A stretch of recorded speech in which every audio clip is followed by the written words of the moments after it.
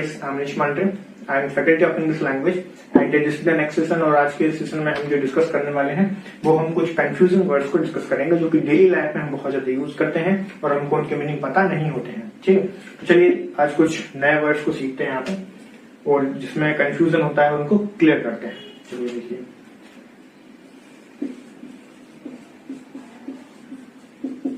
सम confusing words, और आप इसको एक नाम से और जानते होंगे, हम इनको होमोफोन्स भी कहते हैं। जो पढ़ने में एक जैसे होते हैं उनके मीनिंग अलग अलग होते हैं। ठीक है, कैसे?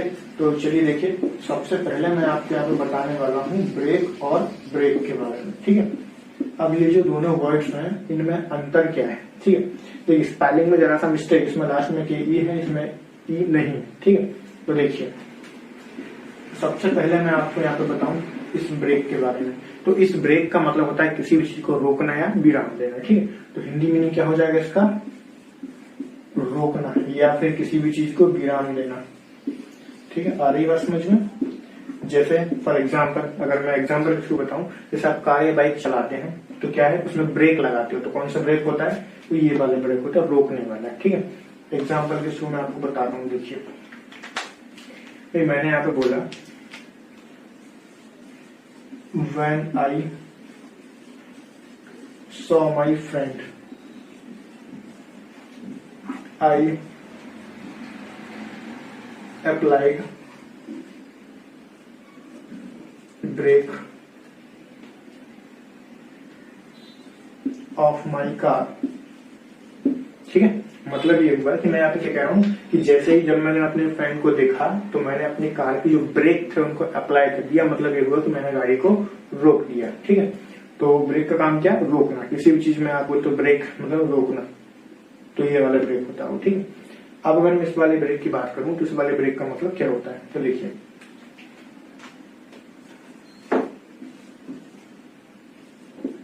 ब्रेक, इसका मतलब होता है डिवाइड इनटू पीसेस। ठीक है,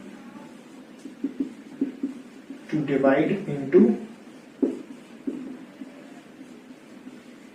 पीसेस, मतलब ये कि अगर आपने किसी भी चीज को टुकड़ों में बांट दिया है। ठीक है, एक तरीके से आप कह सकते हो हिंदी में इसका मतलब होता है तोड़ना।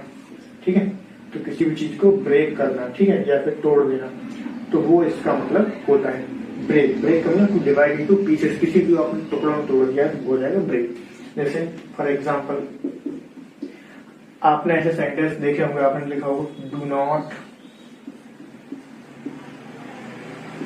Not break the rules. Spellings पे ध्यान दीजिए, एग्जाम में कई बार क्वेश्चंस आते हैं तो ऐसे एरर्स भी होते हैं कि भाई ये फ्रेज रिप्लेसमेंट में ऐसे क्वेश्चंस पूछे जाते हैं बैंक में भी। ठीक है, उसका भी ध्यान रखिए, बैंक एससी वगैरह में तो पूछे जाते हैं। तो यहाँ पे स्पेलिंग का अंतर देखना पड़ेगा आपको। भाई आप यहाँ पे रूल्स की बात करते हो, रूल्स को रोकोगे थोड़ी है, रूल्स को तो आप तोड़ोगे ही ना, तोड़ने वाली बात हो रही, तो ऑब्वियसली बात है यहाँ पे करेक्ट वर्ड क्या होगा? करेक्ट वर्ड यहाँ पे ब्रेक होगा। तो स्पेलिंग क्या होगी? BREAK, break. So this is the right one. ठीक है, आपको समझ में आ गया? BRAKE का मतलब होता है ब्रेक लगाना, रोकना, और BREAK का मतलब होता है तोड़ना, किसी भी चीज को ब्रेक कर देना, तोड़ देना। तो आई होप कि दोनों वर्ड्स आपको समझ में आ गए होंगे। फिर मैं नेक्स्ट वर्ड पर मूव करूं। चलिए ठीक है, और कोई भी चीज समझ में नहीं आ रही तो आप मुझे कमेंट बॉक्स में कमेंट करके जरूर बताते रहें। ठीक है, तो नेक्स्ट वर्ड जो हमारे पास है, एक वर्ड आपने देखा होगा, एक वर्ड होता है हमारे पास इमिग्रेंट। ठीक है, और एक वर्ड होता है इमिग्रेंट।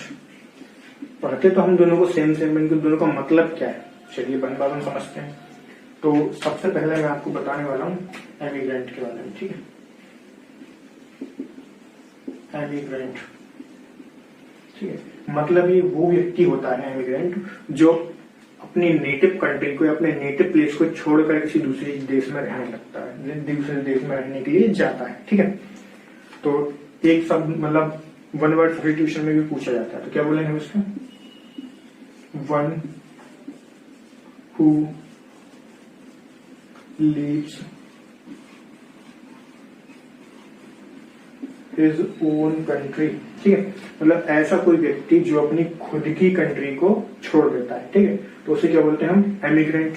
ऐसा कोई व्यक्ति जो खुद की कंट्री को छोड़ देता है तो उसे हम बोलते हैं एमिग्रेंट। ठीक है, अब एक और वर्ड लिखिए।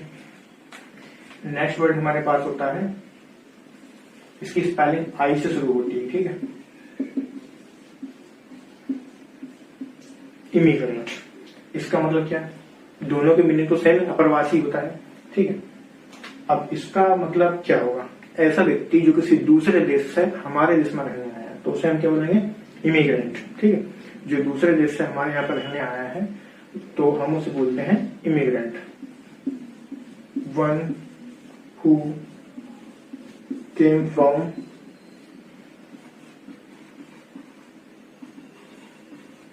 फॉरेन लैंड, ठीक है। जो किसी विदेश से हमारे देश में रहने के लिए आएगा हम उसे बोलेंगे इमिग्रेंट। और अगर हमारे देश का व्यक्ति किसी दूसरे देश में रहने के लिए जाएगा तो उसे हम बोलेंगे emigrant. Is it clear? I hope कि यहाँ तक सारी चीजें आपको समझ में आ रही होंगी। फिर मैं आगे बढ़ता हूँ, ठीक। तो नेक्स्ट वर्ड जो हमारे पास है उसको समझते हैं। नेक्स्ट वर्ड यहाँ पे हमारे पास होता है, एक वर्ड हमारे पास हील, दूसरा वर्ड हमारे पास होता है हील। अब इन दोनों का मतलब क्या है तो देखिए, तो ये वाला जो हील है ये एक तरीके से ऊंचाई, एड़ी, जो पैर की जो एड़ी होती है वो होता है एड़ी, ठीक है। जैसे अगर हम यहाँ पे बोलेंगे she fall down in her high heel shoes या सैंडल जो भी, ठीक है। तो हमने क्या बोला कि वह गिर गई, क्यों गिरी, क्योंकि उसकी जो सैंडल थी या जो शूज थे, उसके जो शूज थे, उसकी जो हील थी, जो एड़ी थी वो ऊंची थी, तो ऊंची होने की वजह से वो गिर गई। तो ये क्या होता है, हील मतलब एड़ी, हिंदी में आप उसको एड़ी कह सकते हो, ठीक है। इसी तरीके से नेक्स्ट वर्ड हमारे पास है हील। अब इस हील वर्ड का मतलब क्या है, हील वर्ड का मतलब होता है रिकवर होना, ठीक है। क्या होता है, टू रिकवर, सिनोनिम आप इसको कह सकते हो रिकवर होना। जैसे आपने एक वर्ड सुना होगा कि the earth is healing now, ठीक। मतलब क्या है, एक तरीके से जो अर्थ है, जो पृथ्वी है, वो अपने आप को रिकवर कर रही है। क्यों, क्योंकि बहुत सारी जगह सभी कंट्रीज में लगभग लॉकडाउन हुआ, तो जो अर्थ है वो एक तरीके से खुद को रिकवर कर रही है। तो रिकवर करना क्या होता है, हील। तो देखिए मैं आपको एक बेसिक सेंटेंस बता रहा हूँ, आप सुनते रहते होंगे, ठीक है। तो the earth is The earth is recovering herself। तो हमने क्या कहा कि जो अर्थ है, जो पृथ्वी है, वो खुद को एक तरीके से रिकवर कर रही है, ठीक है। तो वो क्या होता है, हील। जैसा हम कह सकते हैं time heals all the pain, ठीक है। मतलब जो समय है वो हर एक दुख को रिकवर कर देता है, हील कर देता है, सही कर देता है कुल मिलाकर, ठीक है। तो वो होता है हील। तो आई होप कि यहाँ तक ये वर्ड्स आपको समझ में आ रहे होंगे। फिर मैं आगे बताता हूँ आपको ये वर्ड्स। अभी हमारे पास जो नेक्स्ट वर्ड है उसको समझते हैं। तो हमारे पास है लॉस और लूज। अब इन दोनों वर्ड्स में डिफरेंस क्या है, देखिए एग्जाम में क्वेश्चन आपसे पूछे जाते हैं, बैंक को, एसएससी को, फ्रेज रिप्लेसमेंट में पूछे जाएंगे। और यहाँ पे अगर आप लॉस की जगह पर लूज को यूज करते हो तो गलत हो जाएगा, अगर लूज की जगह पर लॉस को यूज करते हो then also your sentence would be wrong. So what we can do and how we should make it correct. So आपको प्रॉपर मीनिंग पता होना चाहिए सबसे पहले। तो इस लॉस का मतलब होता है हारना, किसी भी चीज को खो देना, हार जाना, तो वो होता है क्या, लॉस। जैसा हम कहते हैं he lost his purse in crowd. मतलब क्या, वो भीड़ में अपना लॉस, अपने जो पर्स है उसे खो देता है, ठीक है। तो क्या हुआ, लॉस। हमने यहाँ पे लॉस का यूज किया। नेक्स्ट लूज, हमने यहाँ पे बोला his dress is very loose, ठीक है। आप यहाँ पे कह सकते हो उसकी जो ड्रेस है वो एक तरीके से बहुत ढीली है, बहुत ज्यादा लूज है, ठीक है। तो आप यहाँ पे क्या यूज करोगे, लूज का यूज करोगे। दोनों में डिफरेंस क्या है वो आपको समझ में आ गया। लॉस मतलब किसी को खो देना, हार जाना, ठीक है। और लूज का मतलब होता है ढीला पना किसी भी चीज का, तो हम वहां पे क्या बोलेंगे, लूज। तो चलिए देखिए, जो नेक्स्ट वर्ड हमारे पास है, एक वर्ड होता है हमारे पास एडवाइस और एक वर्ड होता है हमारे पास एडवाइस। तो देखिए वर्ड दोनों सही, दोनों का मतलब क्या होता है, सलाह देना। तो किसी को भी अगर आप सलाह दे रहे हो तो उसका मतलब होता है एडवाइस, ठीक है। यहाँ तक क्लियर है, आगे बढ़ते हैं। तो ये जो एडवाइस आप यहाँ पे देख रहे हो, एडवाइस ये होता है एक तरीके से नाउन, ठीक है। और ये वाला जो एडवाइस है दिस इज वर्ब, ठीक है। तो ये नाउन होता है और ये वर्ब होता है। आप इनकी प्लेसिंग का ध्यान रखिए, नाउन की जगह पे मैं वर्ब को यूज नहीं कर सकता और वर्ब की जगह पे नाउन को यूज नहीं कर सकता। जैसे for example, I need an advice, sentence correct. अगर मान लीजिए इसको मैं कुछ ऐसे लिख दूं, आई नीड एन एडवाइस, ठीक है, तो मतलब ये सेंटेंस आपका गलत हो जाएगा, ठीक है। मैं कह रहा हूं मुझे एक एडवाइस चाहिए, तो करेक्ट करने के लिए मैं क्या करूंगा, मुझे ऐसा लिखना पड़ेगा, आई नीड एन एडवाइस, ठीक है। तो आप इसमें साफ साफ एक चीज आपको देखने को मिल रही होगी कि भाई ऊपर वाला सेंटेंस हमारा रॉन्ग क्यों है, क्योंकि आपने नाउन की जगह पे वर्ब को यूज किया हुआ है जो कि गलत है। तो this is correct, this is wrong, ठीक है। अब एक सेंटेंस आप वर्ब का भी देख लीजिए। मैंने यहाँ पे लिखा, the manager advised to come on time, ठीक। अब मैंने यहाँ पे बोला कि मैनेजर ने एडवाइस किया है कि समय पर आइए, ठीक है। तो आप यहाँ पे एक चीज देख रहे हैं कि ये वाला वर्ड मैंने यहाँ पे यूज किया है एडवाइज्ड, तो ये वर्ब है और ये क्या है, ये नाउन है। तो प्लेसिंग आपको याद रखना है कि मैं अगर नाउन की जगह पे प्लेस करूंगा इनको, तो वहां पर मुझे नाउन को यूज करना है, और अगर मैं वर्ब की जगह पे मुझे यूज करना होगा तो मैं इस वाले वर्ड को यूज करूंगा, ये वाला एडवाइस, ठीक है। तो प्लेसिंग का ध्यान रखना है, बस। डिफरेंस क्या है फिर से बता दे रहा हूँ, ये नाउन होता है और ये वर्ब होता है। चलिए फिर आगे बढ़ते हैं। नेक्स्ट वर्ड हमारे पास है, एक होता है कॉम्प्लीमेंट, ठीक है।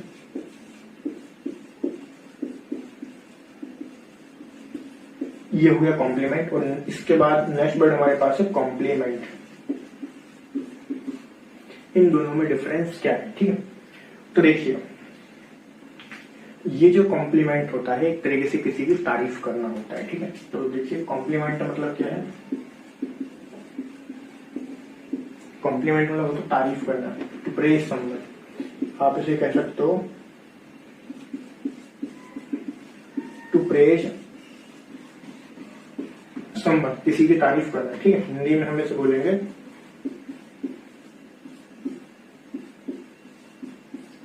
तारीफ करना, ठीक है। और नेक्स्ट वर्ड हमारे पास होता है कॉम्प्लीमेंट। कॉम्प्लीमेंट का मतलब होता है समथिंग एडिशनल, ठीक है, या फिर आप कह सकते हो समथिंग एक्स्ट्रा, ठीक है। दोनों में अंतर क्या है समझते हैं। जैसे सपोज दैट आपने किसी से बोला, you are so beautiful, so what is this, this is the compliment, मतलब आप किसी की तारीफ कर रहे हो, ठीक है। सो दिस इज कॉम्प्लीमेंट, ठीक है। अब आपने किसी को बोला कि यू आर सो ब्यूटीफुल, अगर वो व्यक्ति किसी दूसरे को बताया कि उसने मुझसे ऐसा बोला, तो व्हाट ही कैन से, सो वो ऐसा कहेंगे कि ही कॉम्प्लीमेंटेड मी, ये है ना, तो ये वाला कॉम्प्लीमेंट यूज करेंगे, ठीक। अब ये वाला कॉम्प्लीमेंट क्या है, ठीक है। Example, I ordered for the breakfast and the tea was the compliment for me. Compliment, ठीक है। मतलब ये है कि मैंने जो है एक तरीके से ब्रेकफास्ट ऑर्डर किया था, बट और जो उसमें जो चाय थी वो एक तरीके से कॉम्प्लीमेंट था मेरे लिए, कुछ एक्स्ट्रा था, एडिशनल। तो कुछ एडिशनल अगर होता है तो उसे बोलते हैं कॉम्प्लीमेंट, और किसी की तारीफ करना होता है तो वो होता है कॉम्प्लीमेंट। स्पेलिंग में थोड़ा सा अंतर है, यहाँ पर आई आएगा। तो नेक्स्ट वर्ड हमारे पास जो है वो है अकॉम्प्लिश। एक वर्ड होता है अकॉम्प्लिश एच वाला, और एक वर्ड हमारे पास होता है अकॉम्प्लिश। तो गाइस देखिए ध्यान से, सारे वर्ड इंपॉर्टेंट है एग्जाम के पॉइंट ऑफ व्यू से, समझते हैं वृंदावन सबको। ये जो अकॉम्प्लिश होता है, इनके मीनिंग को समझते चलिए आप लोग, समझ आए इजीली, आपको समझ में आ जाएंगी चीजें।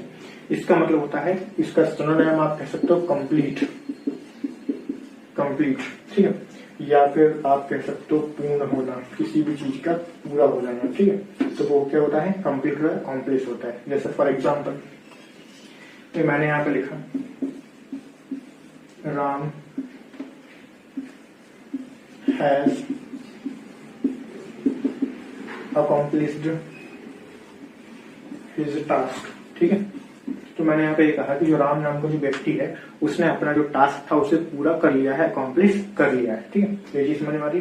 तो यहाँ पे अगर मैं इस अकॉम्प्लिश किया था, अगर मैं इसको यूज करता हूँ तो सेंटेंस मेरा रॉन्ग हो जाएगा, ठीक है। तो आपको क्या करना है, ACCOMPLISHED मतलब होता है पूर्ण करना, खत्म करना, ठीक है। और ACCOMPLIC होता है अकॉम्प्लिश, मतलब एक तरीके से पार्टनर इन राउंडर, उसको भी समझते हैं अकॉम्प्लिश, ठीक है। अब ये जो वर्ड है अकॉम्प्लिश, इसका मतलब क्या है, एग्जाम्पल को समझिए। देखिए हमने यहाँ पे लिखा William is an accomplish, William is an accomplish which David in the robbery, ठीक है। मतलब ये कि पार्टनर इन रॉन्ग डूइंग, ठीक है। मतलब विलियम इज एन अकॉम्प्लिश, तो विलियम क्या है, एक अकॉम्प्लिश है, भागीदार है किस चीज में, किसके साथ, डेविड के साथ, किस चीज में, रॉबरी में। तो जो चोरी है उसमें जो पार्टनर है वो कौन है, वो विलियम भी है, ठीक है। और इन सिंपल वर्ड अगर आप इसको समझना चाहते हो तो ऐसा लिख लो कि पार्टनर इन रॉन्ग डूइंग, ठीक है। क्या हो जाएगा, partner in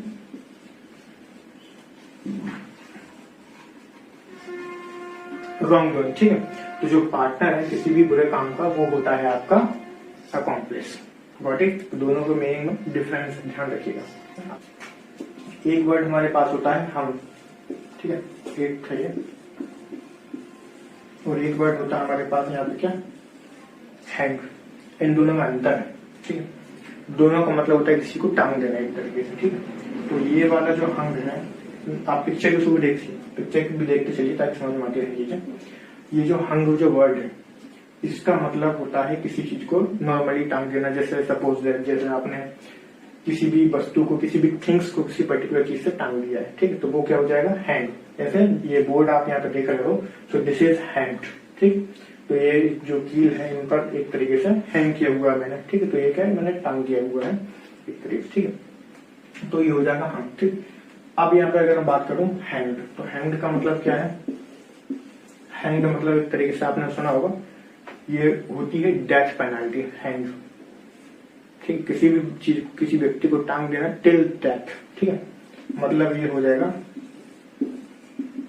hung till death. और हिंदी में आप कह सकते हो जो फांसी होती है ना, फांसी, तो वो क्या होता है, वो होता है हैंग, ना कि हंग, ठीक है। तो क्या हो जाएगा, हैंग हो जाएगा। और हंग क्या हो जाएगा, जैसे आप कपड़े टांगते हो तार के ऊपर, तो वो क्या हो जाएगा, वो हो जाएगा हंग, लटक जाना एक तरीके से, तो वो हो जाएगा हंग, गॉट इट।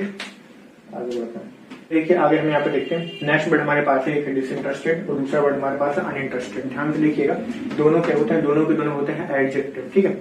अब दोनों एडजेक्टिव तो होते हैं बट किस तरीके से होंगे, देखिए डिसइंटरेस्टेड का मतलब होता है असहमत होना, मतलब किसी भी व्यक्ति से सहमत ना होना। जैसे सपोज दैट, जैसे मैंने यहाँ पे लिखा द जज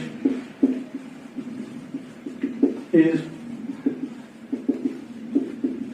disinterested which both the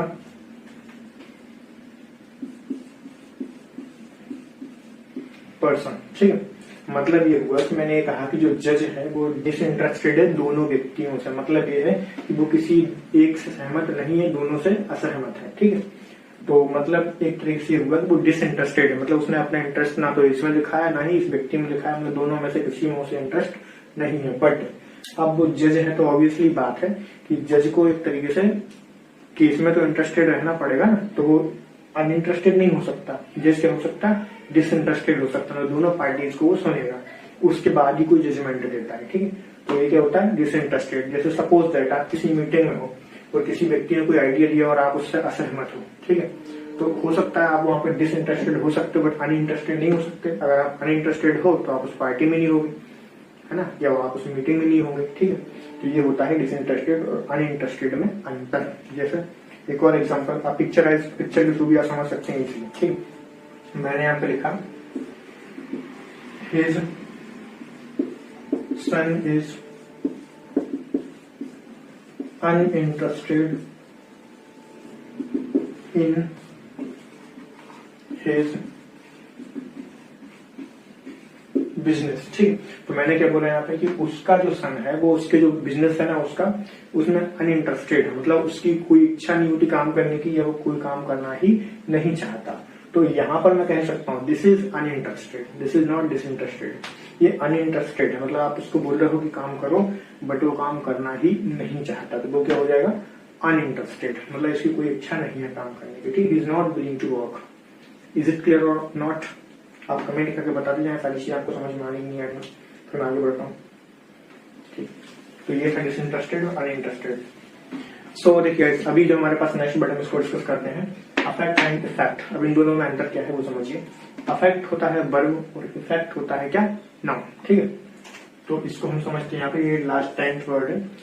affect क्या होता है, वर्ब, और इफेक्ट होता है नाउन। इस बात का आपको ध्यान रखना है। मैंने यहाँ पे सेंटेंस के थ्रू भी आपको बता रहा हूँ, पिक्चराइज करके भी आपको दिखाता जा रहा हूँ यहाँ पे, ठीक है। तो देखिएगा, his study is affected due to his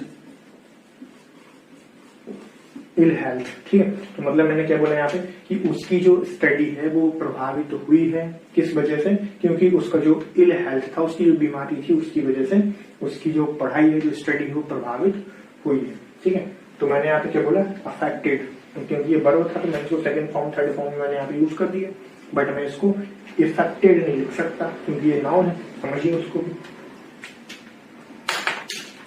तो देखिए ये जो वर्ड आप यहाँ पे देख रहे होंगे, इफेक्ट, इफेक्ट ये होता है एक तरीके से नाउन, ठीक है। अब इसको किस तरीके से यूज करेंगे सेंटेंस में, तो वो देखिएगा। देयर